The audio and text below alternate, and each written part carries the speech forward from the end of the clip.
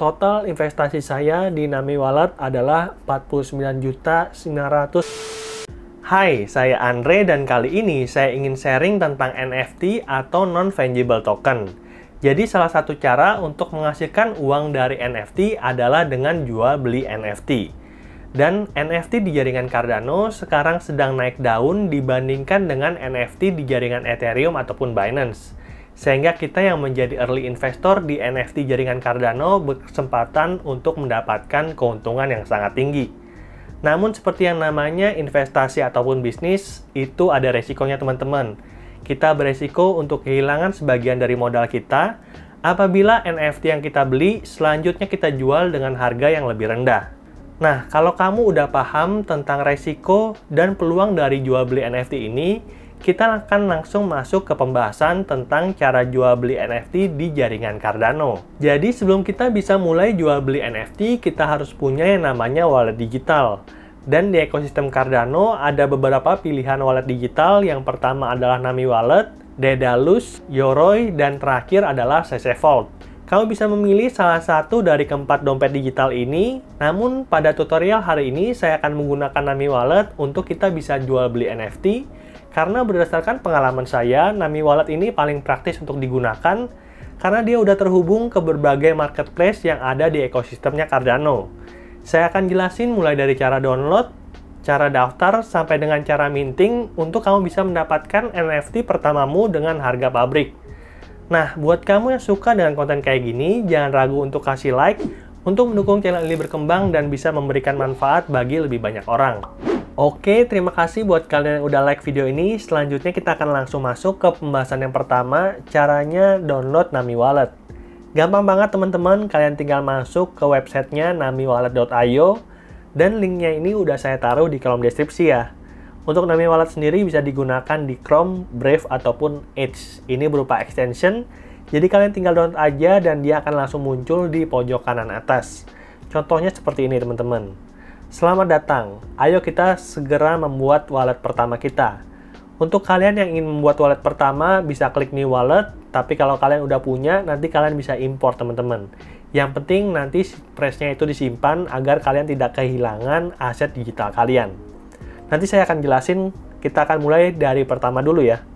Klik new wallet untuk membuat dompet pertama. Selanjutnya akan muncul notifikasi.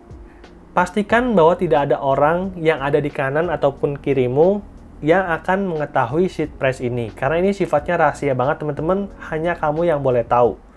Oke, kalau misalkan kamu udah tahu, kita centang dan kita klik continue.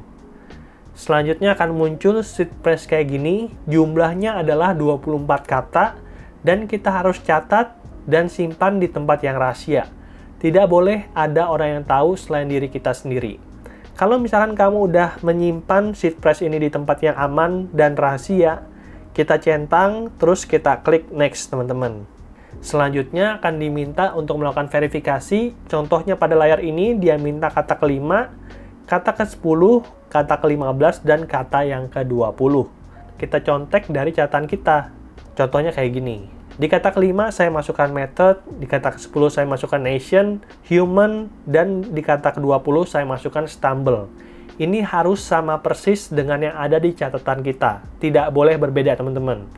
Kalau misalkan kita udah melakukan verifikasi, kita klik next, dan akan diminta untuk create akun. Contohnya ini, saya mempunyai dompet dengan nama Andre Tuan, dan saya buat password. Passwordnya ini juga rahasia ya. Tidak boleh ada yang tahu. Jadi kamu ada dua yang rahasia. Yang pertama adalah seedphrase, tidak boleh ada orang yang tahu. Dan yang kedua adalah password, tidak boleh ada orang yang tahu. Nah, saya ulang-ulang ini supaya kamu sadar bahwa seedphrase dan password ini sangat penting banget untuk menjaga keamanan aset digital kamu, teman-teman. Exchange yang gede-gede aja gitu ya, bisa dihack, apalagi kita sebagai perseorangan. Oleh karena itu, kita harus menjaga keamanan diri kita sendiri. Kalau misalkan kita udah, kita klik create, dan akan muncul notifikasi successfully create wallet. Jadi pembuatan dompetnya udah berhasil. Dan contohnya di sini saya mempunyai aset digital ada 4 aset. Yang pertama adalah ada sebanyak 57, World Mobile Token 500, Pavia 800, dan Mix 110. Ini adalah aset fungible token teman-teman. Intinya lah token biasa lah. kayak Bitcoin, kayak Ethereum, kayak gitu. Selanjutnya adalah 19 collectibles, ini adalah non-fungible token teman-teman. NFT, jadi yang kayak misalkan Ghazali yang dia bisa dapat miliaran rupiah dari jual beli NFT. Nah, ini nih. Saya punya 19 NFT yang siap saya perjualbelikan. Nanti kita akan hitung berapa sih aset NFT yang saya miliki yang ada di Name Wallet ini. Habis ini kita akan hitung. Kalian bisa lihat di sini, saya punya Dark Lunar, Mokoshi Ito, ada Chim, ada Valhalla King, ada Kawaii Cat, dan ada Fire. Summary-nya kita bisa lihat di sini teman-teman, di dalam pool PM. Selanjutnya kalau kita pengen tahu nilainya berapa, kamu penasaran kan nilai aset saya berapa? Udah saya rekap, jadi saya punya 9 digital aset, 4 fungible token, dan 5 non-fungible token atau 5 NFT. Pertama ada Cardano 57, nilainya adalah 57 Cardano.